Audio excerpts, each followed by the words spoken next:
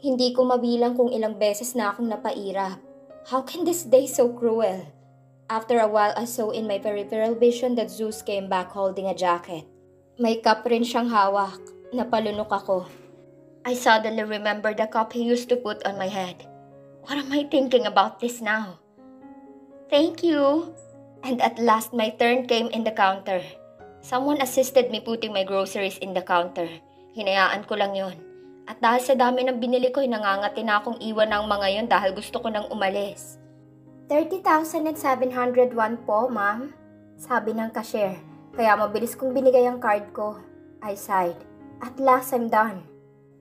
Ma'am, I'm very sorry po pero sira po kasi ang machine namin. Sabi ng cashier. Kaya nagsalubong ka agad ang kilay ko. What? Inis na sambit ko saka napatingin sa dala kong cash. Sorry po talaga, ma'am. Damn, I only have 1,000 pesos cash. No, I have no cash. It's not my fault. This can't be. Sorry po talaga. Your sorry can't solve anything. Inis na sigaw ko at nagtinginan ng ibang pumipila sa amin. I'll pay. Zeus suddenly interrupted. Mabilis ko siyang sinamaan ng tingin. No! Zeus! Napapikit ako sa inis saka muling bumaling sa cashier. I don't think I can calm down right now. I had enough. Call your manager. Mariin na sambit ko sa cashier at may isa kaagad na tumakbo. Mabilis kong hinablot ang card ko mula sa cashier at ilang sandali pa'y may papalapit na isang lalaki na nakasuot ng black tux. He looked shocked and amused when he saw me. And in that, I knew that this guy knew who I am. Miss Remulia, he greeted when he got closer. I can't pay in cash. It's not my fault if your card reader isn't available. Mabilis na sambit ko. The guy smiled. Mabilis akong nainis sa ngiting yun. Yes, it is. And we are very sorry. But we will do something about this. Would you mind if I invite you in my office for a while to talk about this? Tres kong sambit niya. Kaya nangunot ang noo ko. Julia, I'll pay. Mariin na sambit ni Zeus sa likuran na hindi ko pinansin. Shut up! Inis na balik ko ulit kay Zeus na umigting ang panga na mukhang inis na. Zeus, hayaan mo siya. Ano ba? Mas lalo akong nagalit. Miss Remulia, I know you so I am willing to do something about this. My office is very open. Sabi ng lalaking manager kaya sinamaan ko siya ng tingin. No, I'll pay through bank transfer. Inis na sambit ko. Napatango naman ang lalaki. Yes, but please, let's talk about this in my office. Marami nang naaabala. He said, and I don't seriously like the way he smiled. Trish, wait. Biglang rinig ko at naramdaman ko ang biglang paghawak ng kung sino sa braso ko. At nang tingnan ko kung sino yun ay nakita ko si Zeus. Nagalit na ang mga mata. What the hell? Inis na sigaw ko. Saka mabilis akong lumayo sa kanya. His fiancée is turning into a little angel with a demonic attitude now. She's killing me with her stares. Miss Remulia, stop calling me if you are useless.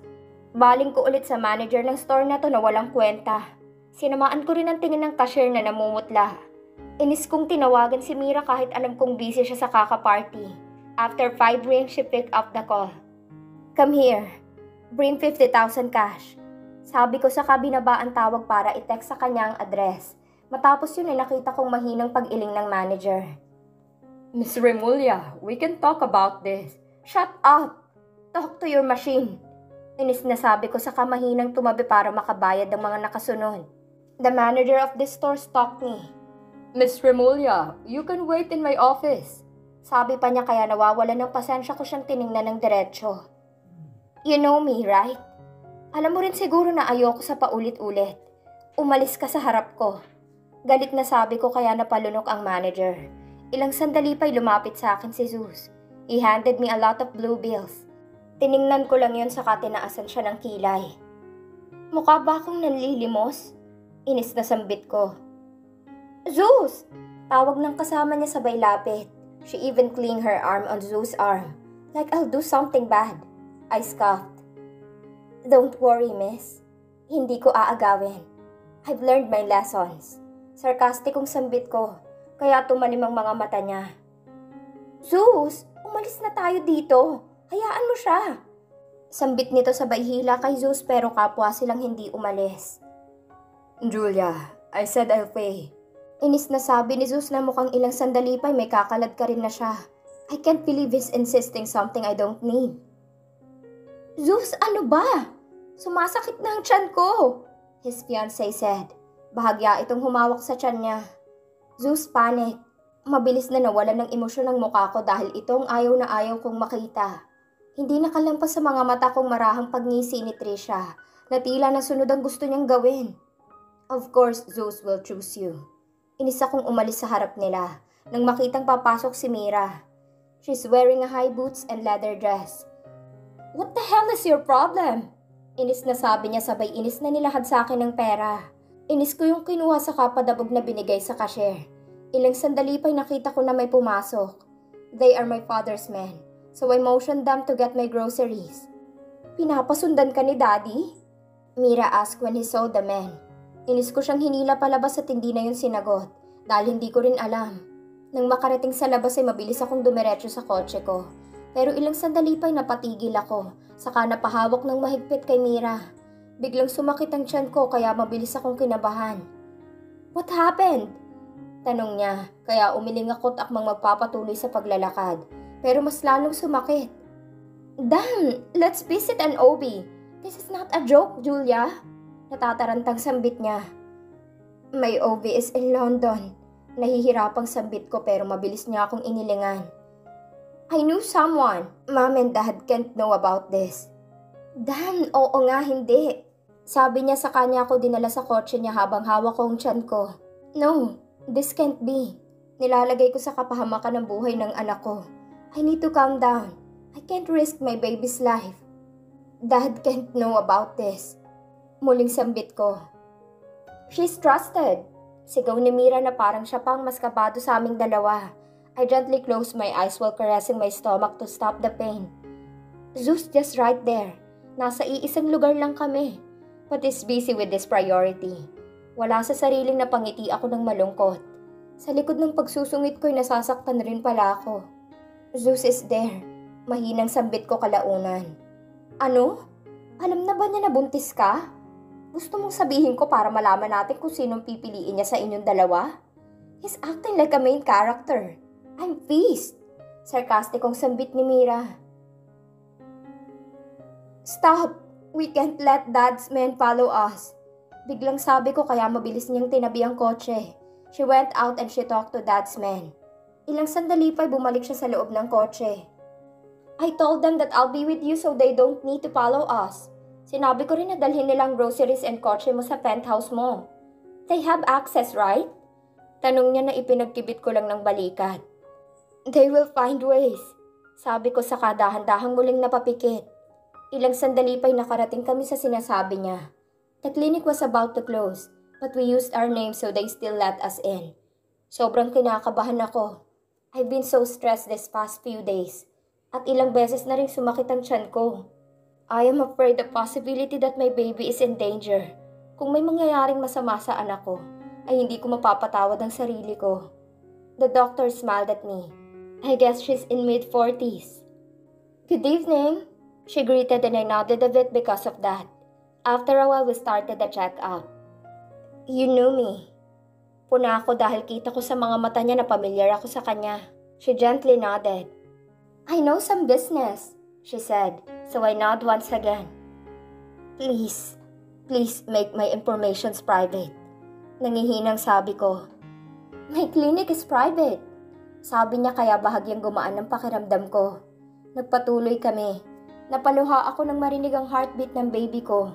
I still can't believe that I am a mother now. I am beyond happy, yet I am still so nervous and afraid. My situation isn't easy. What should I do? The baby's fine, but you need to be careful. Unting-unting nagiging mahina ang kapit ng bata. I suggest that you must take a rest. Stay away from stress. The doctor said, at hindi ko alam kung talagang magagawa ko yun. But I'm so happy that my baby's fine. Pero isang pagkakamali ko lang maaaring manganib siya. Natatakot ako. She told me some reminders and after that I went out the clinic.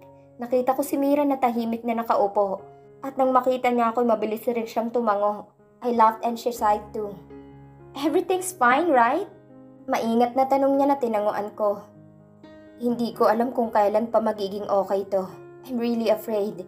Pagsasabi ko ng totoo, I can't believe that my companion right now is my sister, who I hated the most back then.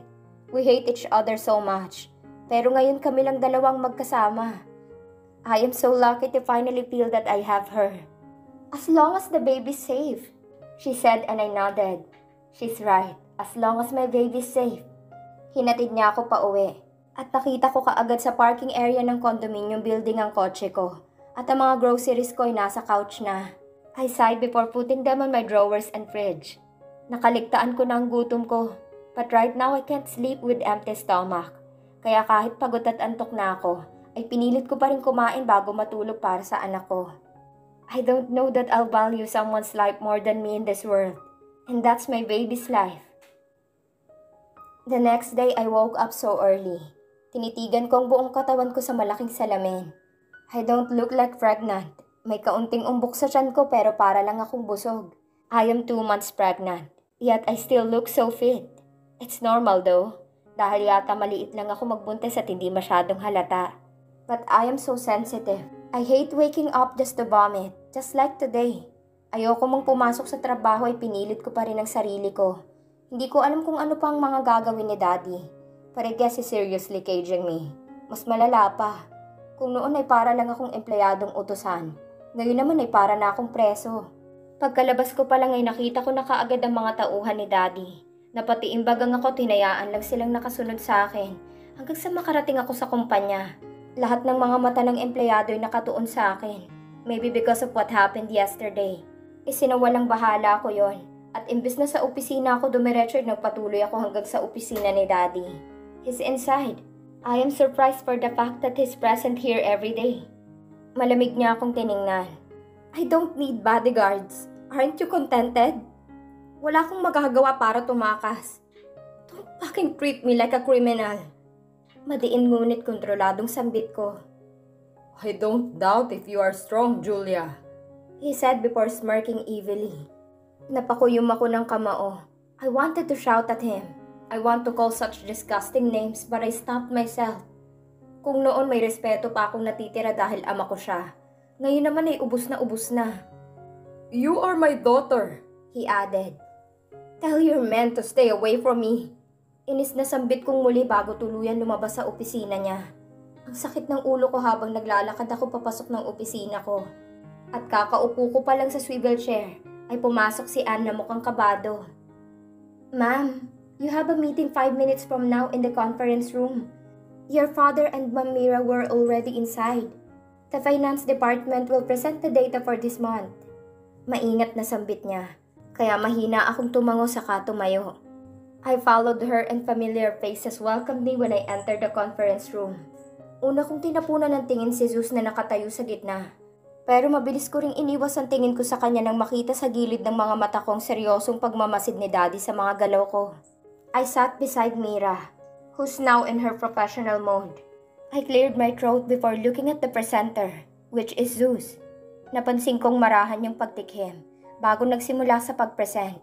He's presenting it well but Dad suddenly raised his hand, causing Zeus to stop. You forgot something. Malamig na sambit ni Daddy, kaya nangunot ang noo ko. Sir, we made sure that all of the company's data were present in this presentation.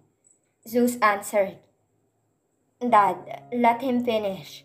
Hindi ko na naiwasan pang sumabat dahil para sa akin ay walang mali at walang kulang sa presentasyon. There's missing. Mariin na sambit ni Daddy, habang malamig at nandidilim ang tingin kay Zeus. And in that, I knew that he'll do something bad. Continue, please. Malamig na sambit ko dahilan para sa akin naman bumaling si Daddy. Julia May, you will not disrespect me in my own company. Biglang sigaw ni Daddy. Saka malakas niyang hinampas ang lamesa, kaya bahagyang napakuyom ang kamao ko. Because you're being nonsense. There's nothing missing. Sir, I'll deal with it. Biglang sabat ni Zeus, kaya mas lalo akong nainis. I need to calm down. I can't be stressed. Kung may sinabi akong may kulang, ibig sabihin may kulang. Hindi nyo ginagawa ng maayos ang trabaho nyo. At wala ka rin karapatan na sagutin ako na parang may mas nalalaman ka kaysa sa akin. I tried to breathe in and out to calm myself. Dad, shut up, Julia. You have no power more than me in this fucking place. Malakas na sigaw ni Daddy. Dahilan parang ibang nakaupo ay tumayo. Sir, I am at my fault. Zeus said once again. Bahagya pa siyang lumapit kung nasaan kami. Kaya tiimbagan ko siyang nilingon. You need to stay out of this, Zeus. The meeting is done. Get out! Sigaw ni Daddy habang hindi inaalis ang masamang tingin kay Zeus na seryoso lang. Dahan-dahan akong tumayo pero hindi ako aalis. And you are fired. Dad darkly said towards Zeus. Tumibok ng mabilis ang puso ko bago ako umiling. Dad, nothing is wrong with the presentation. So why are you firing someone? Tanong ko na medyo tumaas ang boses pero hindi ako nilingon ni Daddy. Nakikipaglaban lang ng titig kay Zeus na hindi naman umaatras. You are fired. Ulit ni Daddy. Saka mabilis siyang umalis ng conference room na tila leon na hindi mahahawakan ng kung sino man. Mira followed him. Nilingon niya pa ako sa kasinenyasan na lumabas pero hinarap ko si Zeus na umiigting ang panga. You are so stupid. Inis na sambit ko. I'll resign anyway. Sambit niya sa kadiretso kung tiningnan sa mga mata. I scoffed. Fine. You are fired now. Get your things out of this company. And don't show your face again. Malamig na sambit ko bago ko siya tinalikuran. Tuloy-tuloy akong lumabas at dumiretso sa opisina ko. And I found Mira inside my office. And he's fired. Hindi naman siguro iniisip ni Daddy na boyfriend mo pa si Zeus, hindi ba? She asked and I shrugged my shoulder. She sighed before chuckling a bit. O baka tinuloy niyang arranged marriage dahil wala na kayo ng lalaking pinaglaban mo noon ng kunwarian. Oh well, I think this time is different. Hindi mo na mapipigilan si Daddy ngayon. Sambit niya habang marahan na natatawa. Mr. Mayor knows that I will never marry him. I said before sitting on my swivel chair. Okay, good luck. Sabi niya saka siya umalis ng opisina ko. Wala sa sariling napapikit ako. Saka napahilot sa sentido ko. Kahit anong iwas ko sa stress at problema ay parang kakambal ko ito. Staying here in the Philippines means stress and problem.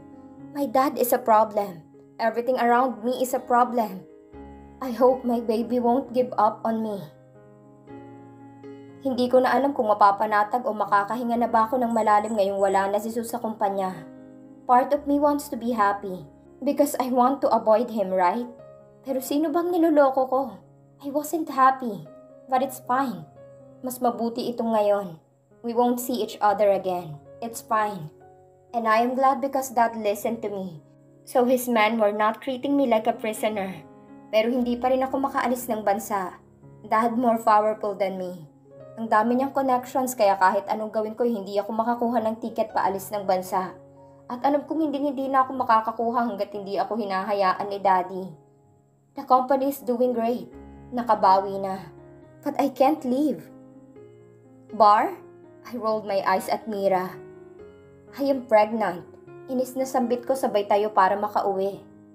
I didn't tell you to drink. Just chill and unwind. She said so I rolled my eyes once again. If I want to unwind, I would go to a peaceful place, not in a bar. Sabi ko saka mabilis na tumungo sa elevator. Magkasama kaming pumasok sa elevator. At hindi siya natigil sa pangungumbinsi. Come on, Julia. Don't be a killjoy. Pairap na sambit niya kaya inis ko na siyang binalingan. I said I don't want. Sabi ko pero tinawanan lang niya ako. Maghanap ka doon ng magiging daddy ng anak mo. Because the real father is busy taking care of other women. Panunuya niya, kaya sinamaan ko siya ng tingin.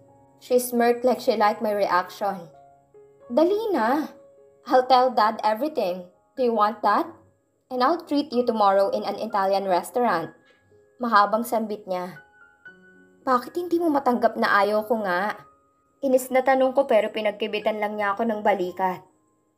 Because I am bored. I sighed. In the end, I followed her car to a low-end bar, which I think she just discovered. This bar is good, I heard. Sabi niya habang papasok kami sa loob. Nang makatapak ako sa loob ay kaagad akong napangiwi sa ingay. This bar is wilder. Nagahalo ang amoy ng sigarilyo at ang alak. Kaagad akong naduwal kaya tinakpan ko kaagad ang ilong ko. Mira laughed because of what happened. Uuwi na ako. Inis na sambit ko pero hinawakan niya ng mahigpit ang braso ko. Saka ako hinila patungo sa bandang likuran. Unlike other bars, this bar doesn't have second floor. Pero malawak rin naman. At may mga available na couches sa likod. Pero ang daming tao. Niwala ng malakaran. Mira! Kainis. Mabilis siyang kumuha ng mga inumin. Mas lalo akong naduwal kaya hindi ko inalis ang kamay ko sa ilong ko. I'm gonna vomit, I said before pushing her. Dahil sa sikip ay marami akong naitulak bago ako makarating sa washroom ng bar. And when I get inside, I immediately puke everything that I ate. Lahat ng kinain ko kanina sa opisina ay sinuka ko kaya nalalamig ako matapos yun. I hate Mira for bringing me in this fucking place. Nang bumalik ang lakas ko ay mabilis akong naghugas ng kamay. Uuwi na ako. Habang naghuhugas ako ng kamay ay may tumabi sa akin na amoy alak. Kaya muli akong naduwal. Inis kong nilingon kung sino yon. At naningkit ang mga mata ko ng mamukhaan ng babae. Her face were red. She looks drunk. Mabilis na bumaba ang mga mata ko sa tiyan niya. At doon siya napatingin sa akin. Nanlaki ng husto ang mga mata niya na para bang nakakita siya ng multo. Dumaan ang takot sa mga mata niya pero mabilis niya iyong inalis ng tila may tinatago. She's not pregnant. Nabuhay sa akin ng matinding galit pero kahit ganoon ay mabilis akong nag-iwas ng tingin. At tinuloy ko ang paghugas ng kamay ko na tila walang pakialam sa kanya pero hindi niya inalis ang tingin niya sa akin. Nang matapos akong maghugas ay akma ko siyang iiwan. Pero tumayo siya sa mismong dadaanan ko. I raised my brow. Get out of my way, liar, I coldly said. Anong iniisip mo? Seryosong tanong niya, kaya napangisi ako. Don't worry, I won't invade your privacy. Nakangising sambit ko saka mabilis siyang nilampasan. If she's pregnant, that she can't drink any liquors. Pero sa amoy niya kanina ay mukhang nakainom siya. I admire her guts for lying. She's manipulating Zeus because of her so-called pregnancy. Habang tinatahak ko ang daan pabalik kung nasaan si Mira, ay nakasalubong ko si John na magkasalubong ang kilay at tila gulat na makita ako dito. Julia, what are you doing here? You are not drinking, right? Gulat na tanong niya. Of course, I'm not. I'm with Mira. Sabi ko saka nagpatuloy sa paglalakad pabalik kung nasaan si Mira. At sumunod naman sa akin si John na panay ang bati sa mga nakakasalubong niya. Karamihan dito ay mga mayayaman. I can't understand them. Bakit nila piniling makisiksik dito kung may mga exclusive na bar naman? Julia! Mira shouted when she saw me. Mabilis ko siyang tinulak nang maamoy ko sa kanyang tindi ng amoy ng mamahaling alak. She's making me puke again. Tinakpan ko ang ilong ko at hindi ko inalis ang kamay ko doon. Imunestra ko rin si John sa kanya na inirapan lang niya at mabilis na bumulong sa akin. I saw her, she whispered. Nangunot ang noo ko saka mabilis na lumayo sa kanya. Hindi ko na matagalan ang amoy dito. Nahihilo na ako. I saw her drinking beer. Sabi niya pat alam ko na kaagad kung sinong tinutukoy niya. I don't care. I only care about myself right now. At uuwi na ako dahil gusto ko nang sumuka ulit. I'm leaving. Malakas na sambit ko saka iniwan si Mira at si John doon na parehong abala sa pag-inom. Hindi ko na sila nilingon pa, tuloy-tuloy lang akong nakisiksik hanggang sa makalabas. I hate Mira for bringing me in this dangerous place. I hate the disgusting smell of everyone. I hate that I badly want to puke. Pagkarating ko sa parking area ng bar, na parang bakanting lote lang, ay hindi ko na napigilan pang sumuka sa tabi. Matapos kong sumuka, mabilis kong hinanap ang kotse ko. I badly want to sleep but I am so hungry. I am craving for so much sinigang and banana cake. I also want to eat ice cream. Hindi ko pa nakikita ang kotse ko ay may namataan ako sa hindi kalayuan na babaeng nasusuka rin. Matapos niya sumukay, umayo siya ng tayo. Dahilan para makita ko ng klaro ang mukha niya. Trisha, Zeus' fiancé, who I think is lying about her pregnancy. She might be puking right now but it's not because of her being pregnant. But because she's drunk. Nanlaki ang mga mata niya nang makita ako. Ngumisi ako saka napairap. She's shameless to say that she's pregnant. Tumaba siya ng konti kesa noon, pero hindi siya buntis. You are not pregnant. Sambit ko na alam kong rinig na rinig niya. Mas lalong nanlaki ang mga mata niya at pumaibabaw dito ang galit. Wala kang pakialam. Wala kang karapatan na sabihin yan. Sigaw niya. Walang katao-tao ngayon sa parking area, kaya umalingaw-ngaw ang boses niya. I stayed calm. You are lying. Mariin na sambit ko. At ilang sandali pa ay tumulong masaganang luha mula sa mga mata niya. Her eyes were full of anger. Napaatras ako sa kaba na baka sumugod siya sa akin. Between the two of us, I should be the one to be careful. Dahil sa akin lang si Zeus. Ako ang nauna. Inagaw mo. Mga agaw ka. Binapawi ko lang ang akin. Sigaw niya habang humahagulgol. Napalunok ako ng mariin. So you are lying, I stated. I don't forget the fact that she came first in Zeus' life before me. I get it. That I somehow made something isn't right. That's why I used to be with Zeus. Pero tanggap ko na sila. But she's lying. I didn't tell Zeus about my pregnancy because I believe that she's also pregnant. At alam ko na akong dapat umalis kasi sa una pa lang akong nakasira. I gave up. I tried to straighten the curves that I made. But this isn't right. Gagawin ko lahat para hindi makuha si Zeus ng iba. I love him. Mahal niya ako. Kung hindi mo siya sinulot, ay wala kaming naging problema. That's somehow true. Kung hindi ko inalok si Zeus na magpanggap bilang boyfriend ko noon, ay wala silang naging problema. But she's manipulating the situation now.